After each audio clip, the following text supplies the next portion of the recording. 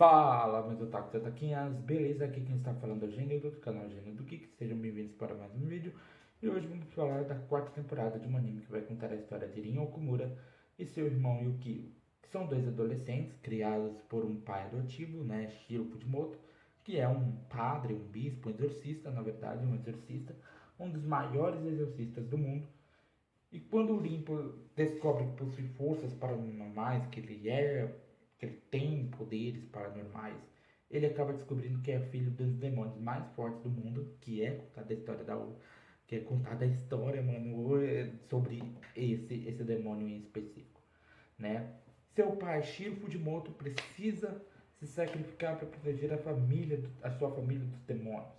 E é claro que eu estou falando daquele anime do Exorcista, do Blue Exorcist. E essa é a quarta temporada, além da Saga da Neve. Então já solta o dedo no like, comenta embaixo, compartilha esse vídeo, porque hoje ele será épico. Então vamos embora.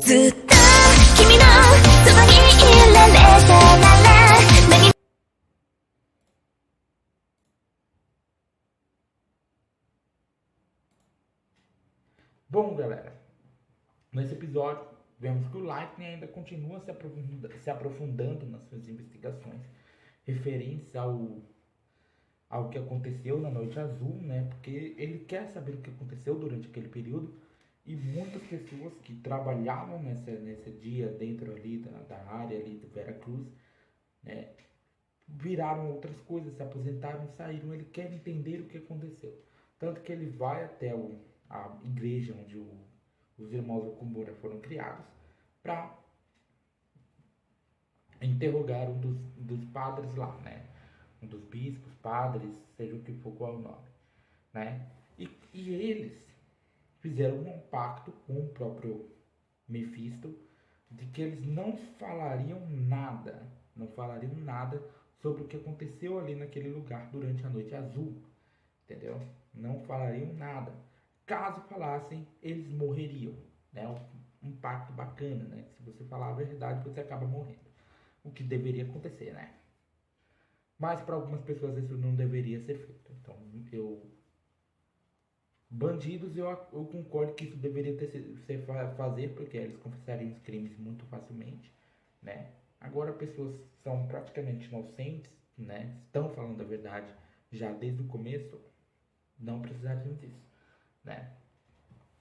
Só que ele não queria falar porque ele acabaria se lembrando de coisas traumatizantes, mas ele decide falar mesmo assim, né? Ele acaba decidindo porque sofre muita pressão do Lightning, e com isso ele acaba morrendo, né? O Lightning pega e vai até o Mephisto, né? O próprio Bon estava vendo aquela situação, ele impede o Mephisto o Lightning de continuar, de tentar pressionar um senhor que é um pouquinho mais de idade, senão vai acabar matando ele, mas ele acaba morrendo, né?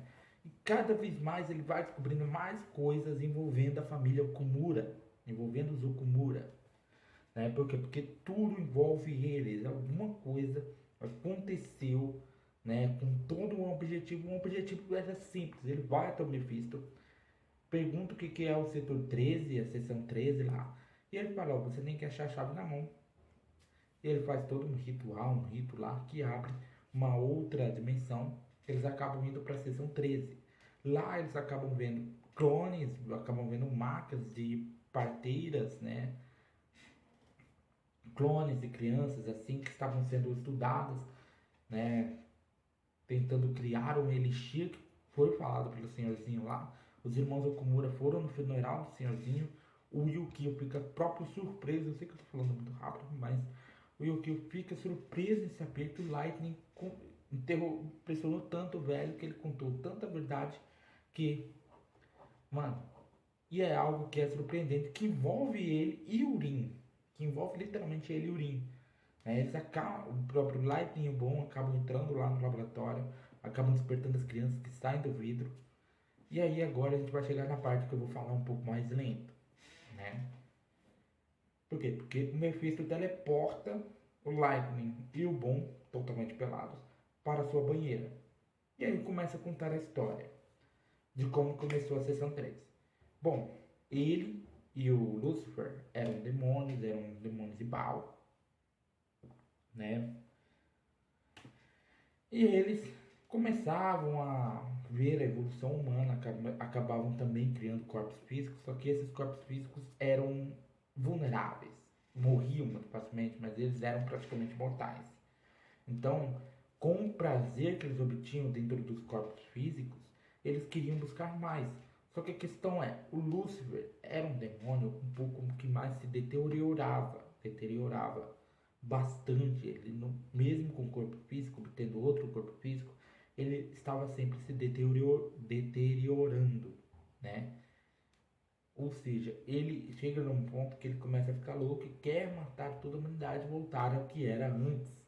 Destruir tudo e voltar ao que era antes.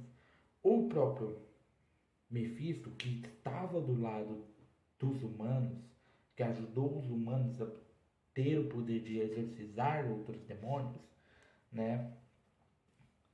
Deu uma ideia de que ele poderia possuir um outro corpo. Poderia possuir um outro corpo. Então ele começa a estudar, começa a gerar outros corpos de outras crianças, né? Só que a questão é, acaba sendo falho e o cientista do laboratório, o cientista geral do laboratório lá, acaba tendo uma ideia de criar um elixir da vida que... Só que isso acaba dando meio errado. Por quê? Porque dentro das crianças que ele nasceu, uma delas foi possuída pelo maior demônio de todos, Satã. Ou seja, o pai dos irmãos Okumura. E depois disso aconteceu todo aquele incidente da Noite Azul, o laboratório foi destruído. E aí ele começou a fazer um pacto com o geral que estava lá no laboratório, falando, ó, se você falar, você morre. O pacto do tempo, essas coisinhas assim. E aí o bom fica surpreso porque toda a história, do começo ao fim, do que o Mephisto contou, até o final de toda essa história, os irmãos Okumura estão envolvidos. Por quê? Porque acaba entrando Satã no meio dessa história. Ou seja, os irmãos Okumura estão envolvidos do começo ao fim, do pé à cabeça. E é isso, galera. Meu nome é Genildo do canal Genildo Geek. Eu te esperarei aqui sentadinho todo dia, então já vai sentando aí no like, compartilhando o canal para seus amigos. Aproveita e aperta o botão de inscreva-se, o botão do sininho. Arigatou e sayonara.